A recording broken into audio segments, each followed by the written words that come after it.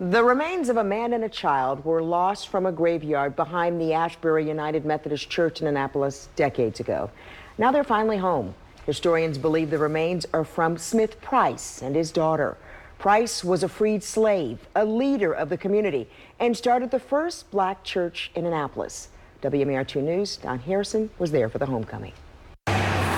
Smith Price was last in the Asbury United Methodist Church in Annapolis in 1807. That was for his funeral. Smith Price was a freed slave in the early 19th century.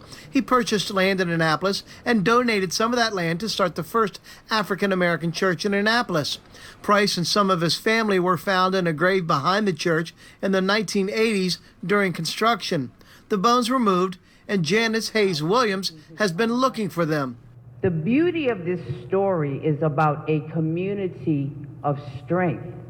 Hayes Williams found the remains on a shelf in a museum in Calvert County, and now decades later, his remains are back in the church he so loved. It feels like the period at the end of a sentence, and that sentence is our legacy has come in front of us. This is our legacy. Dr. Julie Shablitsky is the lead archaeologist for the State Highway Administration, and she will be looking at the remains to see if any DNA can be extracted to verify these are, in fact, Price and his child's remains. The relevance of this to the community is not lost on Shablitsky.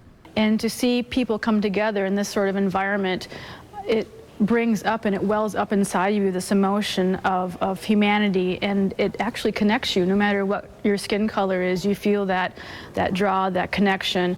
White, black, young and old witness the return of those who lived in the community and are excited to find out what they can tell us about ourselves from the early 1800s. These two individuals who were buried over 200 years ago have now come back to teach us something more about life, about each other, and about remembering that. This is the way that we tell our story, that we teach our children to where we came from. If you don't know where you came from, you don't know where you're going.